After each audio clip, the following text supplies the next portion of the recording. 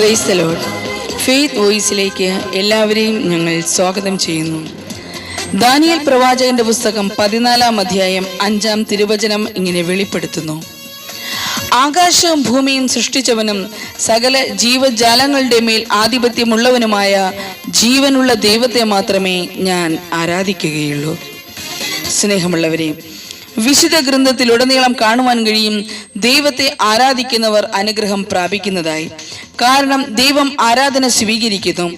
ദൈവത്തിന് നൽകേണ്ട ഈ ആരാധന പലപ്പോഴും സാത്താൻ തട്ടിയെടുക്കുവാൻ ശ്രമിക്കുന്നു.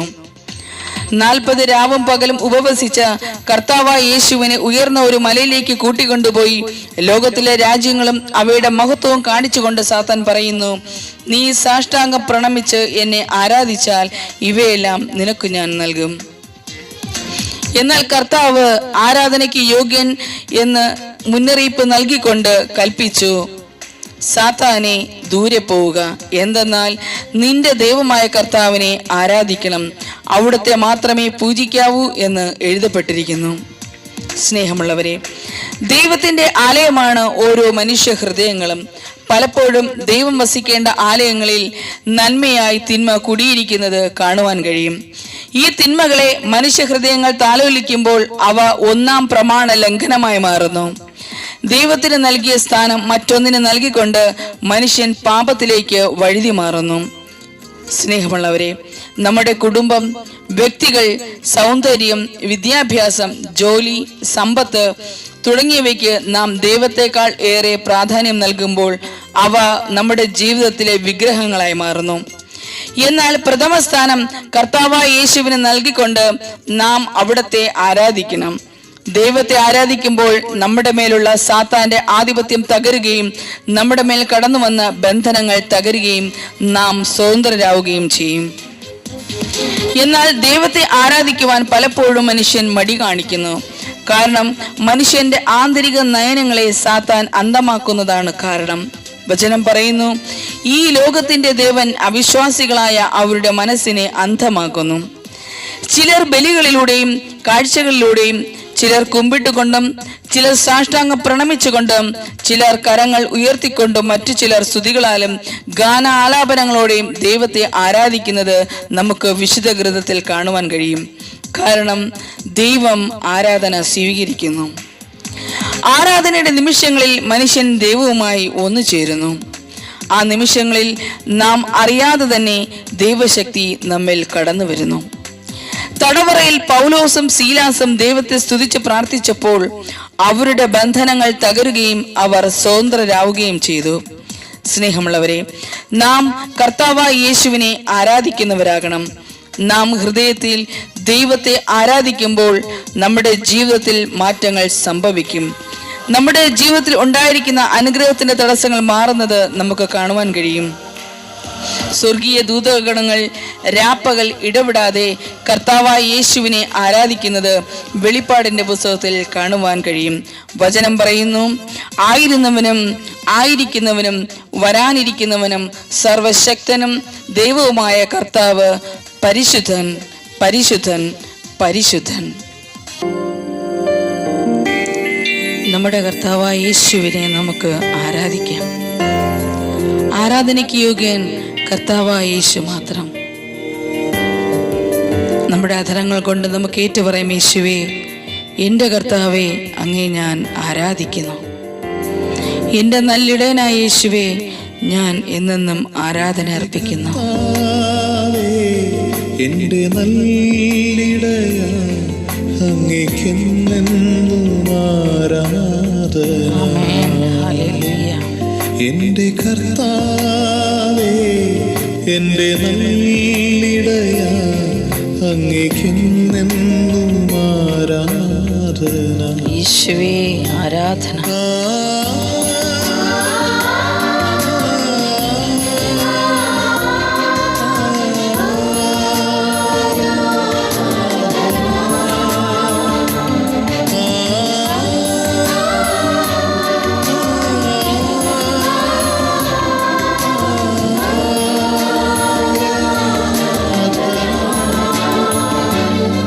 എൻ്റെ കർത്താവേ, എൻ്റെ നല്ലിടയ അങ്ങേക്കെന്നെന്നും ആരാധന. പിതാവും പുത്രനും പരിശുദ്ധാത്മാവുമായ ദൈവമേ, അങ്ങേക്ക് എന്നും ആരാധന. പരിശുദ്ധ ത്രിത്വമേ, അങ്ങേക്ക് എന്നും ആരാധന. കർത്താവ് പറയുന്നു, നിങ്ങൾ ആർപ്പ് വിളിച്ചില്ലെങ്കിൽ ഈ കല്ലുകൾ ആർപ്പ് വിളിക്കും.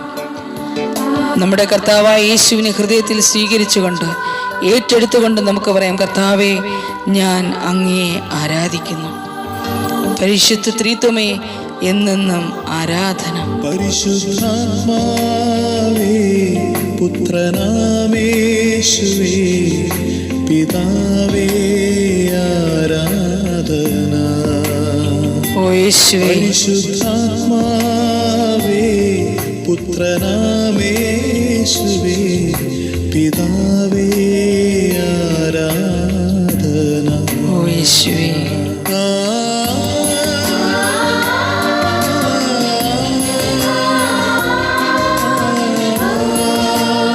ഓ ആരാധന കർത്താവേ, യേശുവേ ആരാധന.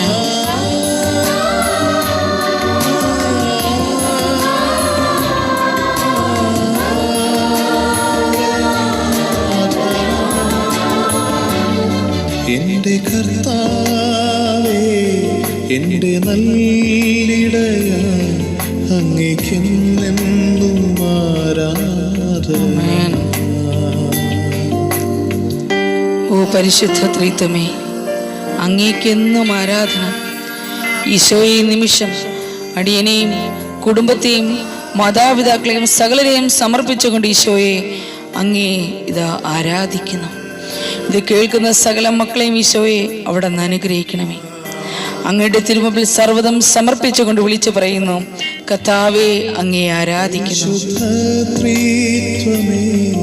ത്രിയേക ദൈവമേ, അങ്ങേക്കെന്നും ആരാധന. പരിശുദ്ധ ത്രിത്വമേ, ത്രിയേക ദൈവമേ, അങ്ങേക്കെന്നും ആരാധന. യേശുവേ ആരാധന.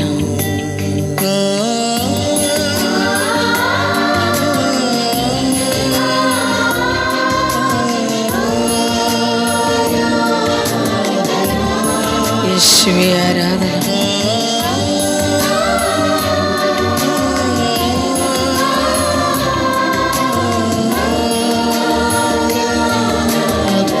എന്റെ കർത്താവേ, എന്റെ കർത്താവേ, എന്റെ നല്ലിടയ, അങ്ങേക്കെന്നും ആരാധന.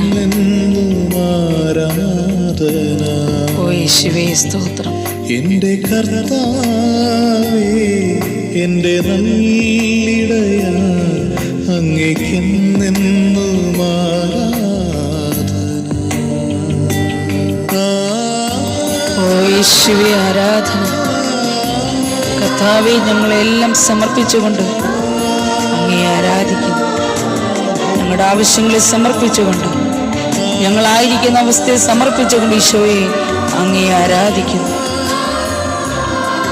കർത്താവേ, ഞങ്ങളുടെ കുടുംബത്തെ സമർപ്പിച്ചുകൊണ്ട് അങ്ങേ ആരാധിക്കുന്നു. ആമേൻ. യേശുവേ, ഇന്ന് ദൈവസന്നിധിയിൽ അഭയം പ്രാപിച്ച നിങ്ങളുടെ ജീവിതത്തിലെ എല്ലാ പ്രശ്നങ്ങളും എടുത്തു മാറ്റി ദൈവം നിങ്ങളെ അനുഗ്രഹിക്കട്ടെ എന്ന് കർത്താവായ യേശു ക്രിസ്തുവിന്റെ നാമത്തിൽ ഞങ്ങൾ പ്രാർത്ഥിക്കുന്നു.